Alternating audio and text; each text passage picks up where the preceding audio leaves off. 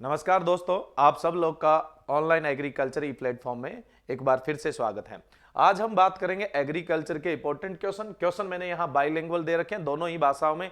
आपको किसी भी तरीके की कोई दिक्कत नहीं आनी, चाहे हिंदी मीडियम के चाहे आप इंग्लिश मीडियम के स्टूडेंट है। बहुत ही इंपॉर्टेंट क्वेश्चन है और आने वाले सभी एग्जाम में आपके लिए काफी फायदेमंद होने वाले हैं। तो सबसे पहला अपना क्वेश्चन है, कोल्चिसिन इज केमिकली। कोल्चिसिन रासायनिक रूप से है। देखो कोल्चिसिन केमिकली क्या है। देखो पहली बात तो एक चीज अपने को ध्यान में रखनी है, कोई भी ऑर्गेनिज्म, कोई भी जीव में कोई भी केमिकल होता है तो हम उसको बायोकेमिकल बोलते हैं, जैव रसायन बोलते हैं। आपको अच्छी तरह से पता होगा कि जो कोल्चिसिन है वो एक प्लांट से एक्सट्रैक्ट किया जाता है ना, पौधे से निकाला जाता है तो बायोकेमिकल। अब एक चीज और भी ध्यान रखनी है आपको, जो प्लांट्स होते हैं उसमें जो बायोकेमिकल होते हैं अपने उनको दो कैटेगरी में डिवाइड करते हैं। जो बायोकेमिकल्स होते हैं अपने उनको दो कैटेगरी में डिवाइड करते हैं, जो जैव रसायन होते हैं। जो जीवन जीने के लिए जरूरी है, यानी प्लांट्स की लाइफ कंप्लीट करने के लिए जो जरूरी है, हम उनको बोल देते हैं प्राइमरी मेटाबोलाइट्स, यानी प्राथमिक उपापचक। क्या बोलेंगे? प्राथमिक उपापचक बोल देते हैं। उपापचक, प्राथमिक उपापचय क्यों? क्योंकि ये पौधे की मेटाबॉलिक एक्टिविटी उपापचय क्रियाओं में पार्टिसिपेट करते हैं, इसलिए प्राइमरी मेटाबोलाइट्स। ऐसे जैव रसायन जो पौधे की लाइफ कंप्लीट करने के लिए जरूरी है उनको हम प्राइमरी मेटाबोलाइट्स यानी प्राथमिक उपापचक बोलते हैं। ये जीवन जीने के लिए जरूरी है, लाइफ कंप्लीट करने के लिए जरूरी है, इसका मतलब हर एक प्लांट में प्रेजेंट होगा। चाहे वो सीरियल है यानी अनाज है, चाहे वो दलहन है यानी पल्सेज है, चाहे वो फ्लावर्स है यानी फूल है, चाहे वो एरोमेटिक प्लांट है, चाहे वो खुशबू देने वाला पौधा है, सभी पौधों में प्राइमरी मेटाबोलाइट्स होंगे। क्योंकि हमने एक बात ये भी तो बोल दी ना, इसके बगैर जीवन पूरा नहीं हो सकता। ये जिसमें नहीं होगा इसका मतलब वो प्लांट ही नहीं होगा। अब आप जैसे कार्बोहाइड्रेट है, प्रोटीन है, फैट है, ये सब सभी प्लांट्स में प्रेजेंट होते हैं, ये प्राइमरी मेटाबोलाइट्स होते हैं। और ये प्लांट की जो एसेंशियल मेटाबॉलिक एक्टिविटी होती है, यानी जो आवश्यक उपापचय क्रियाएं होती है, उनमें भाग लेते हैं, सीधी बात। दूसरा, कुछ ऐसे जैव रसायन भी होते हैं जो जीवन जीने के लिए जरूरी नहीं है, प्लांट की लाइफ कंप्लीट करने के लिए जरूरी नहीं है, लेकिन अगर प्लांट के अंदर प्रेजेंट है तो कोई ना कोई तो अपनी इंपॉर्टेंस दिखाएंगे और वो प्लांट के लिए तो फायदा करने वाले ही हैं। वो प्लांट के लिए तो क्या है, फायदा करने वाले ही हैं, लेकिन प्लांट के जीवन जीने के लिए जरूरी नहीं है। ऐसे मेटाबोलाइट्स को, ऐसे उपापचक को या ऐसे जैव रसायन को हम सेकेंडरी मेटाबोलाइट्स बोलते हैं, यानी द्वितीयक उपापचक बोलते हैं। क्या बोलते हैं? द्वितीयक उपापचक। प्लांट का जो नॉर्मल कैरेक्टर है, सामान्य जो गुण है, उसके अलावा, उसको छोड़ के उसके अलावा जो भी उसका विशेष गुण बनता है, विशेष गुण जो पर्टिकुलर प्लांट में सभी में नहीं देखने को मिलता, तो वो समझ लो किसके कारण है, सेकेंडरी मेटाबोलाइट्स। अगर वो कॉमन कैरेक्टर होता, सामान्य गुण होता, इसका मतलब क्या होता, वो सभी प्लांट में प्रेजेंट होता। प्लांट में कोई विशेष कैरेक्टर होता है, कोई स्पेशल कैरेक्टर होता है, वो हमेशा सेकेंडरी मेटाबोलाइट्स द्वितीयक उपापचक के कारण होता है। जैसे किसी प्लांट में खुशबू आ रही है तो सेकेंडरी मेटाबोलाइट्स है। प्लांट में एक स्पेशल टेस्ट है जैसे मसालों में होता है तो समझ लो वो सेकेंडरी मेटाबोलाइट्स है। आपने सुना होगा प्लांट कुछ ऐसे केमिकल एक्सट्रैक्ट करते हैं जिससे पास की वेजिटेशन को वो नुकसान पहुंचाते हैं, जिसको आप एलिलोपैथी या टेलोटॉक्सी बोलते हैं।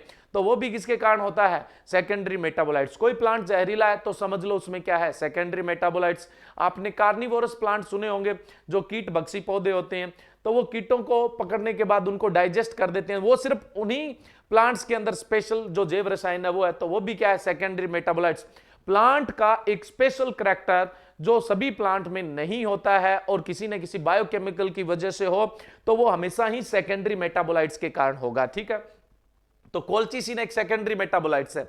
अगर प्राइमरी होता तो सभी प्लांट से आप कोल्चिसिन निकाल सकते थे, लेकिन एक कोल्चिसिन पौधा होता है, ये अभी अपने बात करें, उसी से इसको निकाला जाता है, बाकी दूसरे पौधों में नहीं होता। इसका मतलब कोल्चिसिन क्या है, एक सेकेंडरी मेटाबोलाइट्स है, यानी द्वितीयक उपापचक है। एक कहानी तो आपके क्लियर हो गई होगी। कोल्चिसिन एक सेकेंडरी मेटाबोलाइट्स है, द्वितीयक उपापचक है, ये एक केमिकल है। अब बात आती है कि ये कैसा है, वोलेटाइल है, टेनिन है, रेजिन है या एल्केलॉइड्स है। कोल्चिसिन एक वोलेटाइल ऑयल है या टेनिन है या रेजिन है या एल्केलॉइड्स है। वन बाय वन सभी के बारे में बात कर लेते हैं। देखो वोलेटाइल ऑयल, वोलेटाइल ऑयल क्या होता है? ऐसा केमिकल सब्सटेंस जिसका स्पोनिफिकेशन तो होता नहीं हो, साबुनीकरण तो होता नहीं हो, जिसको नॉर्मल टेम्परेचर पे रखते हैं, सामान्य तापमान पे रखते हैं, तो वो वाष्पीकृत हो जाता है, यानी रूम टेम्परेचर पे इवोपरेट हो जाता है, तो हम उसको बोलते हैं वोलेटाइल नेचर, यानी वाष्पशील स्वभाव। इसका एक एग्जांपल बताता हूं। पानी आप सामान्य तापमान पे रख दोगे, कमरे में रख दोगे, वाष्पीकृत नहीं होगा, लेकिन पेट्रोल रख दोगे तो हो जाएगा ना। तो पेट्रोल क्या है, एक वोलेटाइल नेचर का होता है, वाष्पशील स्वभाव का होता है। ऐसे बायोकेमिकल कुछ प्लांट्स के अंदर भी होते हैं, ऐसे जैव रसायन हैं वो पौधे के अंदर भी होते हैं। तो सामान्य तापमान पे जैसे ही एयर के कांटेक्ट में आते हैं, हवा के संपर्क में आते हैं, वाष्पीकृत हो जाते हैं, वोलेटाइल हो जाते हैं, यानी उड़ जाते हैं।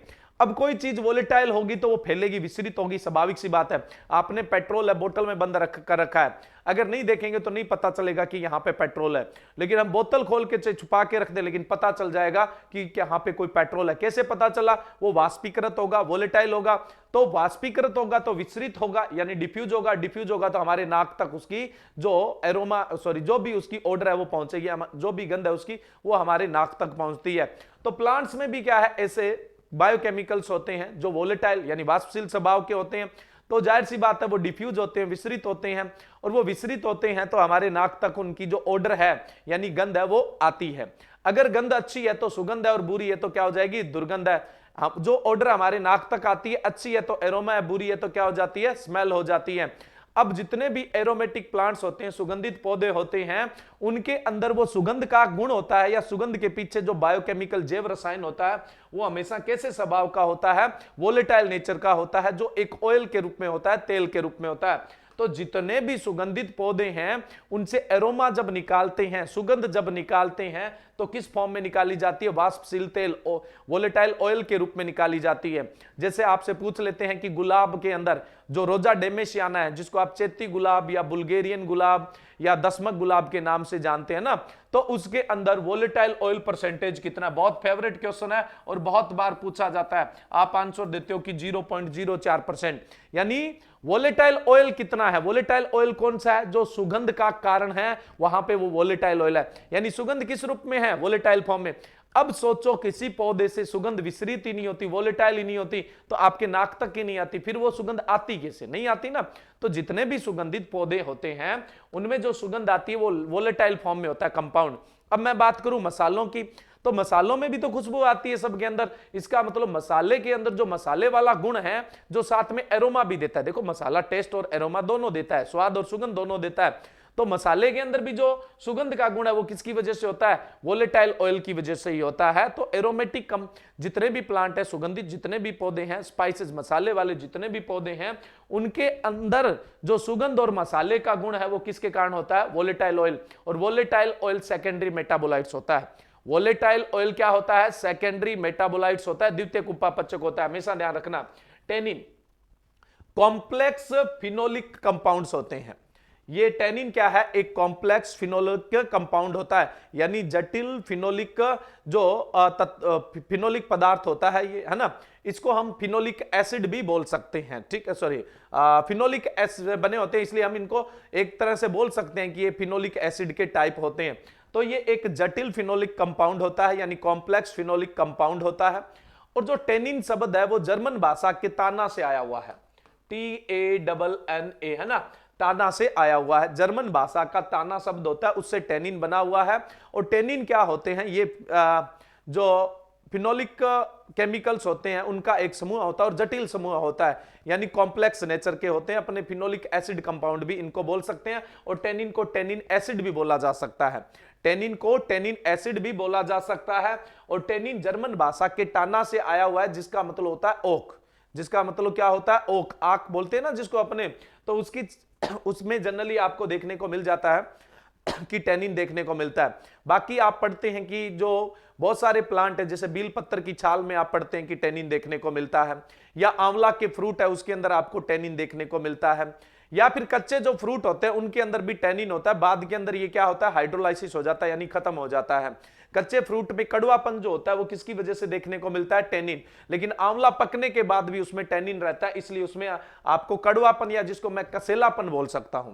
क्या बोल सकता हूं? कसेलापन जो आता है, एक जैसे बिटर टाइप का, या बिटर टाइप का जो टेस्ट आता है आंवला के अंदर, वो किसकी वजह से आता है? टेनिन। इसीलिए बहुत बार पूछा जाता है कि आंवला में कसेलापन किसके कारण होता है? क्योंकि फल पकने के बाद टेनिन बचता नहीं है, लेकिन आंवले में फल पकने के बाद भी टेनिन होता है, इसीलिए तो आंवला क्या होता है, खाने में कसेला होता है। आप ज्यादा आंवला नहीं खा सकते, कारण क्या है? टेनिन। बहुत सारे जो ट्री है उनकी जो छाल होती है, बार्क होती है, उनके अंदर आपको टेनिन देखने को मिल जाता है। ठीक है, ओक है, उसमें बहुत ज्यादा टेनिन देखने को मिलता है, और शब्द भी वहीं से आया हुआ है, जर्मन भाषा का। टाना, टाना का मतलब होता है ओक, और ओक का जो टेनिन होता है वो पशुओं का लेदर होता है, उसको सॉफ्ट करने के काम में लिया जाता है।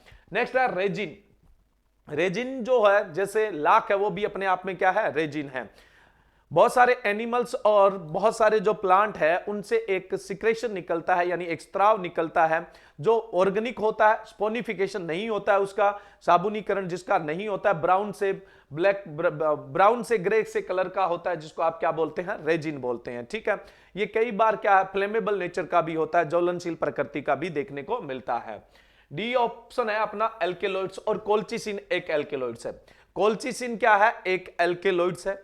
कोल्चिसिन है वो क्या है? एक एल्केलॉइड्स है। ये भी बायोकेमिकल्स है। ये चारों के चारों क्या है? सेकेंडरी मेटाबोलाइट्स है, द्वितीयक उपापचक है। चारों के चारों सेकेंडरी मेटाबोलाइट्स है, द्वितीयक उपापचक है, और कोल्चिसिन एक एल्केलॉइड्स है। और इस क्वेश्चन का आपका राइट आंसर क्या होगा? डी ऑप्शन आपका राइट होगा। इस क्वेश्चन का राइट आंसर क्या है? डी, यानी डी राइट होगा। कोल्चिसिन एक एल्केलॉइड्स है। उसके अलावा मैं आपको बता देता हूं, कोल्चिसिन एक प्लांट से एक्सट्रैक्ट किया जाता है। शकल में ये आप प्लांट देख सकते हैं, इस इमेज के अंदर आप दिख रहा होगा आपको, यह कोल्चिसिन प्लांट है। देखो, कोल्चिसिन जो है वो एक एल्केलॉइड्स है, वो कोल्चिसियम ओटोमेनेली जो प्लांट होता है उससे एक्सट्रैक्ट किया जाता है। कोल्चिसियम ओटोमेनेली जो प्लांट है उससे एक्सट्रैक्ट किया जाता है, नाम अच्छे से ध्यान रखना। और इसका जो फॉर्मूला होता है, इस बायोकेमिकल का जो फॉर्मूला होता है, C22H25NO6 होता है। ठीक है, और ये डिस्कवर किया गया था ब्लैक्सली 1937 में, है ना? ब्लैक्सली ने इसको 1937 में खोजा था। अच्छे से याद रखना है, डिस्कवर किसने किया, इसका फॉर्मूला क्या है, और ये कौन से प्लांट से एक्सट्रैक्ट किया जाता है? कोल्चिसियम ओटोमेनेली प्लांट से एक्सट्रैक्ट किया जाता है। ये एक एल्केलॉइड्स है, एक सेकेंडरी मेटाबोलाइट्स है, और ब्रीडिंग के अंदर, वैसे तो ये बहुत सारी मेडिसिन के अंदर भी काम आता है, लेकिन ब्रीडिंग के अंदर, प्लांट ब्रीडिंग के अंदर आप जो गुणसूत्र है उनकी डबलिंग करने के काम में लेते हैं। जब किसी प्लांट को इसे ट्रीट किया जाता है तो उसमें गुणसूत्र डबल होने के चांसेस हो जाते हैं, यानी डबलिंग हो सकती है।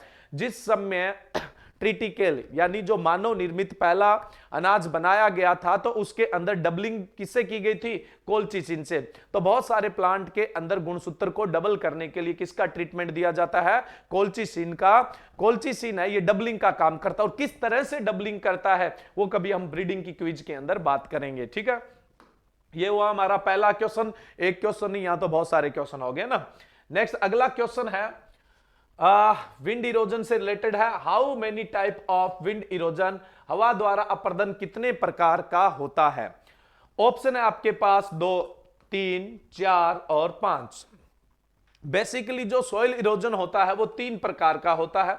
यहां पे आपका इस क्वेश्चन का राइट आंसर है बी ऑप्शन, 3 प्रकार का होता है। अब अपने देख लेते हैं कौन कौन से 3 प्रकार का होता है। देखिए, हम बात करें, एक होता है जनरली, अगर हम बात करें तो एक होता है साल्टेशन। क्या होता है? साल्टेशन। एक होता है सस्पेंशन और एक होता है सरफेस क्रीपिंग। साल्टेशन का मतलब होता है जैसे उच्छलन। साल्टेशन का मतलब होता है उच्छलन। ये आप बीच वाला देख रहे हो, ये क्या है? साल्टेशन। साल्टेशन को हिंदी में बोल देंगे अपने उच्छलन।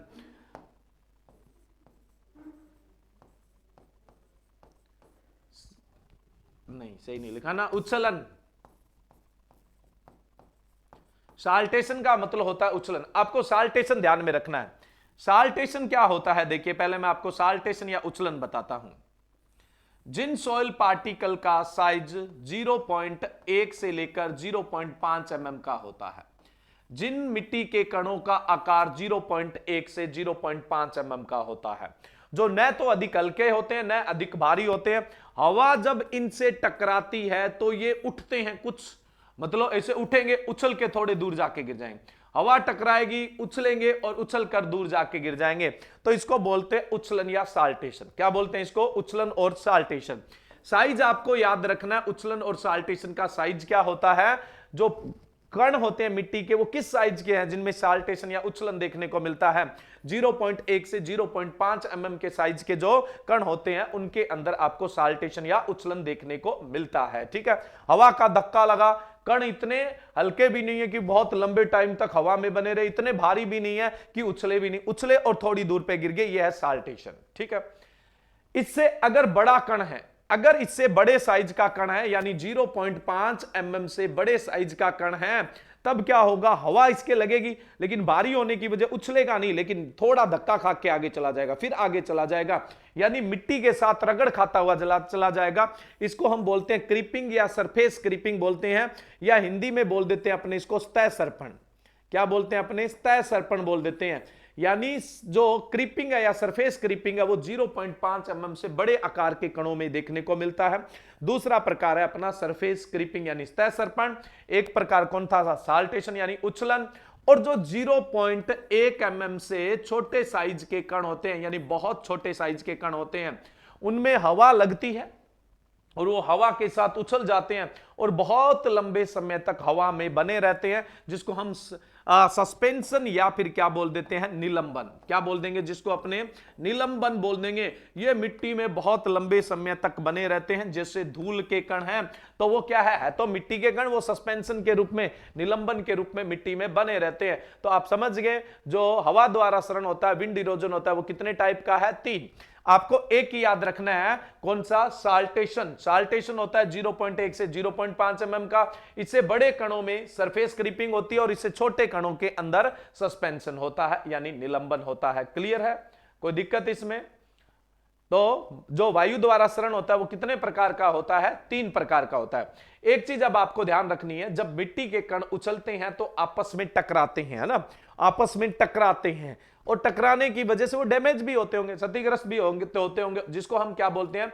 एट्रिशन बोलते हैं। क्या बोलते हैं? एट्रिशन। क्या बोला जाता है जिनको? एट्रिशन बोला जाता है। क्लियर है? मिट्टी के कण आपस में टकराते हैं, छिन्न भिन्न होते हैं, जिसको हम एट्रिशन बोल दिया जाता है। क्या बोलेंगे अपने इसको? एट्रिशन। ये भी आपको याद रखना है। चलिए, ये हो गया अपना सेकंड क्वेश्चन। नेक्स्ट चलते हैं अगले क्वेश्चन की तरफ। अगला क्वेश्चन शानदार है। Which of the following University of Agriculture also known as Mother of Green Revolution? निम्न में से किस कृषि विश्वविद्यालय को हरित क्रांति की जननी के नाम से जाना जाता है? आपको पता होना चाहिए 1966-67 में भारत में हरित क्रांति की शुरुआत हुई थी, 66-67 के अंदर। और जो एरिया चुना गया था वो पंजाब हरियाणा चुना गया था, और इसमें सबसे ज्यादा जो फोकस वाला एरिया था वो पंजाब था, और पंजाब के किसानों में ने इसमें बढ़ चढ़ के भाग लिया था। और इसमें जो बहुत बड़ा योगदान था वो पंजाब एग्रीकल्चर यूनिवर्सिटी का था। तो पंजाब एग्रीकल्चर यूनिवर्सिटी को हरित क्रांति की जननी, मदर ऑफ ग्रीन रिवॉल्यूशन कहा जाता है। इस क्वेश्चन का राइट आंसर क्या होगा? बी ऑप्शन आपका राइट होगा। क्लियर है? चलिए नेक्स्ट चलते हैं अगले क्वेश्चन की तरफ। अगला क्वेश्चन है आपका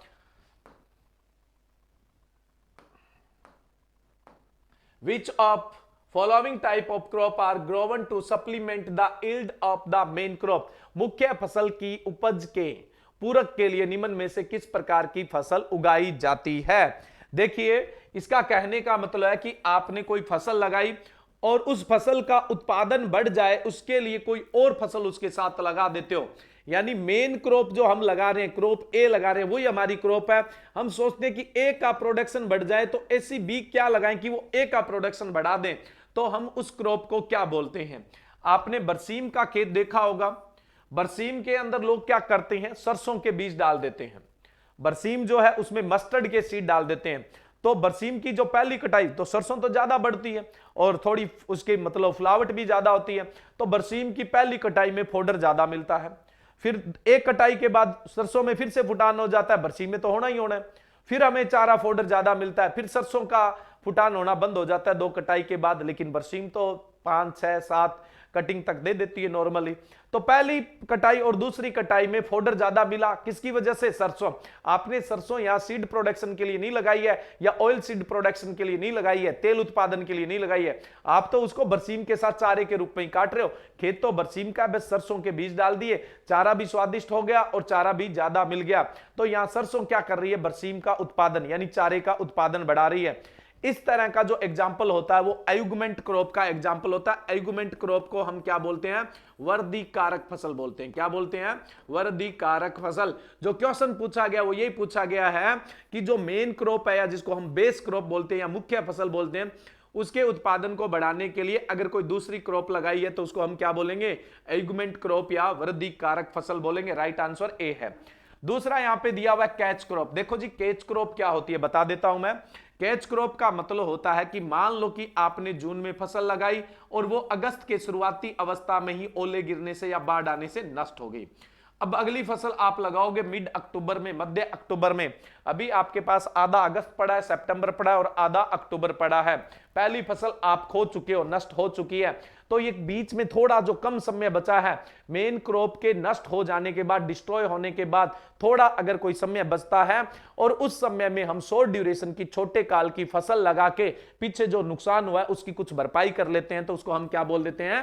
कैच क्रॉप। क्या होता है कैच क्रॉप? जब मेन क्रॉप हमारी खत्म हो जाती है, कोई बाढ़ ओले कोई भी एडवर्स कंडीशन है उसकी वजह से अगर वो खराब हो जाती है, पीछे बचे हुए उस शॉर्ट टाइम में, पीछे बचे हुए छोटे समय के अंदर हम कोई शॉर्ट ड्यूरेशन छोटे जीवन काल वाली फसल लगा के हम कुछ उससे इनकम ले लेते हैं, जो हमें नुकसान हुआ था उसकी भरपाई हो जाती है। ऐसी क्रॉप को कैच क्रॉप कहते हैं। ये भी कैच क्रॉप है। एक ऐसा भी होता है, दो मेन क्रॉप जब होती है, जैसे मान लो कि आपने अप्रैल के अंदर जो गेहूं का खेत था उसको खाली किया है और जून के अंदर आप क्या अगली फसल कॉटन लगाने वाले हैं या पैडी लगाने वाले हैं। अभी आपके पास अप्रैल आधा पड़ा है, मई पूरा पड़ा है, जून आधा पड़ा है। इस दौरान आपके पास छोटा बीच में अंतराल पड़ा हुआ है। दो मेन क्रॉप के बीच में जब कम अंतराल होता है तो उस अंतराल के अंदर हम शॉर्ट ड्यूरेशन क्रॉप लगा के कुछ एक्स्ट्रा बेनिफिट ले लेते हैं, तो उसको भी हम कैच क्रॉप बोलेंगे। दो मेन क्रॉप के बीच में कम इंटरवल है तब भी लगा के प्रोडक्शन लेते हैं, तब भी वो कैच क्रॉप कहलाती है। और उसके अलावा जैसे मेन क्रॉप नष्ट हो जाती है और थोड़ा समय बच जाता है, तब भी हम उसमें शॉर्ट ड्यूरेशन क्रॉप लगा के कुछ इनकम ले लेते हैं, तो वो क्या कहलाएगी? कैच क्रॉप कहलाएगी। नेक्स्ट है पैरेलल क्रॉपिंग। पैरेलल या समांतर फसल क्या होती है? ये इंटरक्रॉपिंग का एक प्रकार होता है। इसके अंदर हम क्या करते हैं? दो या दो से अधिक क्रॉप्स है उनको लाइनों में लगाते हैं ना, लाइनिंग अरेंजमेंट करते हैं। दो या दो से अधिक क्रॉप, ज्यादातर हम दो का एग्जांपल ले लेते हैं। रेशियो कुछ भी हो सकता है, 1:1 हो सकता है। जैसे इसका बेहतरीन एग्जांपल कौन सा है? मक्का प्लस मूंग यानी मेज प्लस ग्रीन ग्राम, मक्का प्लस मोट यानी मेज प्लस मोट बीन, मक्का प्लस उड़द यानी मेज प्लस ब्लैक ग्राम। ये इसके फेवरेट एग्जांपल है और इंडिया में इनका 1:1 में लाइन लगाई जाती है। एक इंडिया में पॉपुलर एग्जांपल है ग्राउंडनट मूंगफली प्लस पिजन पी यानी अरहर। मूंगफली और अरहर को 6:1 में लगाया जाता है। लाइनें कुछ भी हो सकती है, लेकिन यहां पे देखना है क्रॉप का नेचर कैसा है। अगर क्रॉप बिल्कुल भी कंपिटिटिव नहीं है, जीरो कंपटीशन है, अगर जीरो कंपटीशन है, उन दो क्रॉप को अगर हम इंटरक्रॉपिंग के रूप में लगा देते हैं, तब हम उसको बोलेंगे पैरेलल क्रॉपिंग। क्या बोलेंगे उसको? पैरेलल या समांतर। अब आप पहचानोगे कैसे कि इनके अंदर कंपटीशन नहीं है? तो ध्यान रखिएगा, अगर लेग्यूम के साथ लेग्यूम लगा हुआ है, लेग्यूम के साथ लेग्यूम, दलहन के साथ, सॉरी दलहन तो नहीं बोलेंगे, लेग्यूम ही बोलेंगे, क्योंकि सारे दलहन लेग्यूम है लेकिन सारे लेग्यूम दलहन नहीं होते हैं। जैसे बरसीम रिज का लेग्यूम है, खेजड़ी लेग्यूम है और इमली है वो लेग्यूम है, लेकिन वो दलहन तो नहीं है।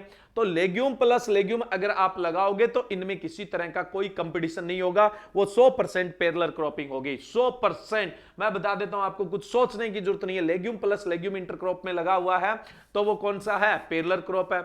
दूसरा मैं बात करूं, एक चीज ध्यान रखना है अपने को, आगे बात करते हैं। लेग्यूम प्लस नॉन लेग्यूम लगा हुआ है, लेग्यूम प्लस नॉन लेग्यूम लगा। नॉन लेग्यूम तो कंपटीशन करने के लिए तैयार हो सकता है, लेकिन लेग्यूम कभी तैयार नहीं होगा। तो जब ये नॉन लेग्यूम तैयार ही नहीं होगा तो कंपटीशन इनमें भी नहीं होगा। लेग्यूम प्लस यानी जब आपको एग्जांपल दिया है उसमें एक लेग्यूम है और एक नॉन लेग्यूम है, तो उनमें भी कंपटीशन नहीं होगी, वो भी पक्की पैरेलल क्रॉपिंग होगी। लेकिन एक चीज ध्यान रखना, राजमा को आप लेग्यूम की तरह नहीं रखेंगे, क्योंकि राजमा में नाइट्रोजन फिक्सेशन नहीं होता और राजमा खूब न्यूट्रेंट लेता है, यानी कंपटीशन करता है। राजमा एक ऐसा लेग्यूम है जो नाइट्रोजन फिक्सेशन नहीं करता, आपको पता होगा। तो लेग्यूम प्लस लेग्यूम है तो कोई कंपटीशन नहीं है, पैरेलल क्रॉप है यानी समांतर फसल है। लेग्यूम प्लस नॉन लेग्यूम है तो भी कंपटीशन नहीं है। नॉन लेग्यूम हो सकता है कंपटीशन के लिए रेडी हो, लेकिन लेग्यूम है वो कभी भी रेडी नहीं होगा। तो ये भी पैरेलल क्रॉप समांतर फसल का एग्जांपल है। इंटरक्रॉपिंग का प्रकार है पैरेलल क्रॉपिंग, और इंटरक्रॉपिंग में अगर आपने ऐसी फसलों को चुना है जिनमें कंपटीशन नहीं है, वो पैरेलल क्रॉप है, समांतर। ये दोनों ही समांतर के एग्जांपल है।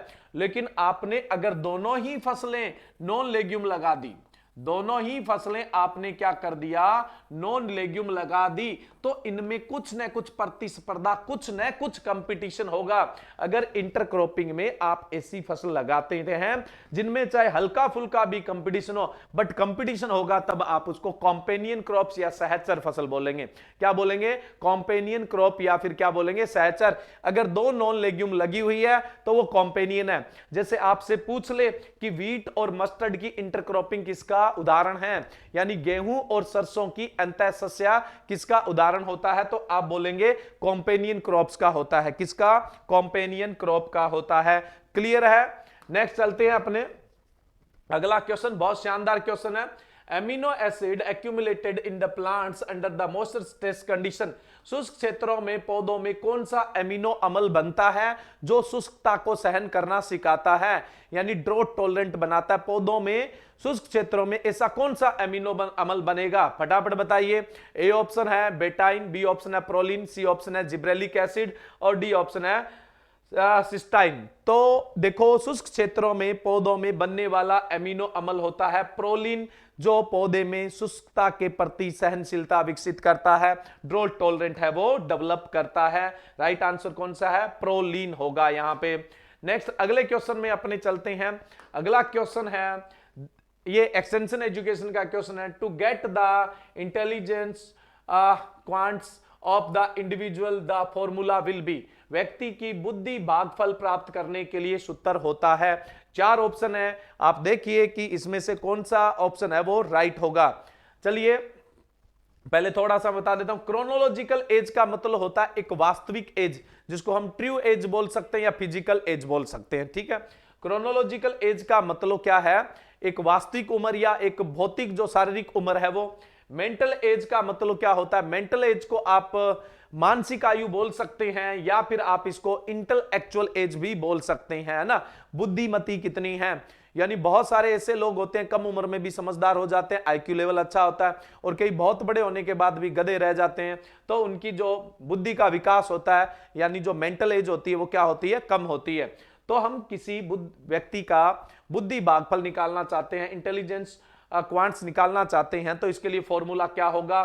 तो इसका फॉर्मूला होगा मेंटल एज, जिसको आप इंटेलेक्चुअल एज या बुद्धि आयु भी बोल सकते हैं, मानसिक आयु बोल सकते हैं, बटा में क्रोनोलॉजिकल एज। क्रोनोलॉजिकल एज को क्या बोलते हैं आप? फिजिकल एज या ट्रू एज भी बोलते हैं। इनटू में 100 कर देंगे तो इंसान का आईक्यू हम निकाल सकते हैं। यानी इस क्वेश्चन का राइट आंसर क्या होगा? बी ऑप्शन आपका राइट होगा। चलिए नेक्स्ट क्वेश्चन पे चलते हैं। ये भी क्वेश्चन आपका एक्सटेंशन एजुकेशन से है, प्रसार शिक्षा से है। देखो, correct sequence of the step in extension teaching. विस्तार शिक्षा में चरणों का सही क्रम है। जब आप किसी को एजुकेशन देते हैं, शिक्षा देते हैं, वैसे पहली बात तो एक्सटेंशन एजुकेशन एक नॉन फॉर्मल टाइप का एजुकेशन है, यानी अनौपचारिक शिक्षा है, जिसके लिए कोई ड्रेस कोड नहीं है, जिसके लिए कोई सिलेबस नहीं है ना। तो लेकिन हम किसानों का जीवन स्तर ऊपर उठाने के लिए, ग्रामीणों का जीवन स्तर ऊपर उठाने के लिए उन्हें शिक्षा प्रदान करते हैं। तो जो उन्हें शिक्षा प्रदान करता है वो एक्सटेंशन वर्कर है, और एक्सटेंशन वर्कर है उसको ये पता होना चाहिए कि एक्सटेंशन एजुकेशन के स्टेप क्या है, चरण क्या है। तो ये 4 ऑप्शन है, आप इनमें से बताओ कि कौन सा जो यहां पे सीक्वेंस है वो सबसे सही सीक्वेंस है। और इसके लिए एक सिंपल ट्रिक अपने यूज करते हैं। वो ट्रिक क्या यूज करते हैं वो अभी मैं बता देता हूं, आप फिर अपने आप ही पहचान जाओगे। एड कास, क्या यूज करते हैं अपने? एड कास यूज करते हैं। ठीक है, तो अब राइट सीक्वेंस क्या होगा? अटेंशन। सबसे पहले तो अटेंशन, है ना। जैसे ही कोई शिक्षा की बात, पहले हम मतलब पूरी तरह से अटेंशन में तो आए ना, तो जब भी कोई क्लास में भी टीचर जाएगा तो स्टूडेंट क्या हो गए, अटेंशन में होंगे। वैसे ही प्रसार कार्यकर्ता जब किसी ग्रामीणों को कुछ बताएगा तो सबसे पहले उसको अटेंशन डेवलप करनी पड़ेगी ना। अटेंशन का मतलब आप समझ गए होंगे ना, जैसे आप पहले लाइन में लगते थे प्रार्थना बोलने के लिए स्कूल में, तो जब तक टीचर नहीं आता आपस में बातें, जैसे ही टीचर आया आगे तो बोलता था अटेंशन, है ना, सावधान, विश्राम, जो भी बोलता ना, तो उससे हम एकाग्र हो जाते थे। तो सबसे पहला होता है अटेंशन, उसके बाद होता है इंटरेस्ट। जो चीज उनको सिखाई जा रही है उसमें उनका इंटरेस्ट होना जरूरी है। अब उनमें इंटरेस्ट ही नहीं है, आप जबरदस्ती सिखा रहे हो या इंटरेस्ट आपने डेवलप नहीं किया, नहीं है तो डेवलप करो, नहीं है तो डेवलप करो। बिना इंटरेस्ट के कोई चीज नहीं सीखी जा सकती। आप भी किसी कंपटीशन की तैयारी कर रहे हो और बिना इंटरेस्ट जबरदस्ती घर वालों के दबाव से कर रहे हैं तो आपसे एग्जाम नहीं निकलने वाला। पहले आपको इंटरेस्ट डेवलप, पहले अटेंशन फिर इंटरेस्ट, फिर आपकी इच्छा होनी चाहिए वो चीज करने की। भी इंटरेस्ट हो सकता है लेकिन कई बार इच्छा नहीं होती है। ये दोनों चीज कैसे हो सकती है, कैसे हो सकती है? कई बार मान लो आपकी ये सब लोग गाड़ी चलाने की इच्छा है ना, मतलब गाड़ी चलाने का इंटरेस्ट है लेकिन आपके पास गाड़ी नहीं, तो इच्छा विकसित कैसे होगी? तो हमें क्या करना है, डिजायर, यानी जो इच्छा है वो मतलब व्यक्त करनी है, या जो सीखने वाले हैं उनकी डिजायर है वो डेवलप करवानी है और उन्हें बताना है कि तुम लोग ये काम करोगे। तो पहले अटेंशन होगी, फिर इंटरेस्ट होगा, फिर डिजायर, फिर क्या होगा, कन्विक्शंस होगा, यानी एक तरह का कमिटमेंट होगा कि मैं ये करूंगा चाहे कुछ भी हो जाए। तो डिजायर के बाद कन्विक्शन आता है। जब आपने सोच लिया या सीखने वाले ने सोच लिया कि मुझे ये करना है, जब वो करने की सोच लेगा, कमिटेड हो जाएगा, है ना, तब वो क्या होगा, एक्शन काम करेगा। और जब तुम पढ़ोगे तो अपने आप ही परिणाम आएगा। जब एक्शन होगा तो उसका रिजल्ट आएगा और रिजल्ट अच्छा ही आएगा क्योंकि आपका इंटरेस्ट भी है, आपकी डिजायर भी है और आप कन्विक्ट भी है। तो जाहिर सी बात है एक्शन होगा और एक्शन से रिजल्ट आएगा और रिजल्ट आने से संतुष्टि होगी। रिजल्ट आने से क्या होगा, सेटिस्फैक्शन होगा। तो प्रसार शिक्षा जो है या विस्तार शिक्षा है उसके कितने स्टेप होते हैं, 6 स्टेप होते हैं, यानी 6 चरण होते हैं जिनको आप एडकास्ट से याद रख सकते हैं। किससे याद रख सकते हैं, एडकास्ट से याद रख सकते हैं। ए ऑप्शन इस क्वेश्चन का आपका राइट है। मैंने शॉर्ट ट्रिक बता दी है, क्या है शॉर्ट ट्रिक, एडकास्ट। तो एडकास्ट से आपको ये स्टेप है वो अच्छे से याद रखने हैं। नेक्स्ट क्वेश्चन में चलें। अगला क्वेश्चन है, symposium is short series of lecture usually by speakers. इन्होंने कहा है संगोष्ठी व्याख्यान की एक छोटी श्रृंखला है आमतौर पर स्पीकर द्वारा। कितने स्पीकर है इसमें बोलते हैं? देखो सबसे पहले मैं बता देता हूं सिंपोजियम क्या है। सिंपोजियम एक विषय पर बोलने के लिए, एक ही टॉपिक एक ही होगा, उस पर श्रृंखलाबद्ध तरीके से बोला जाएगा, सीरीज से बोला जाएगा।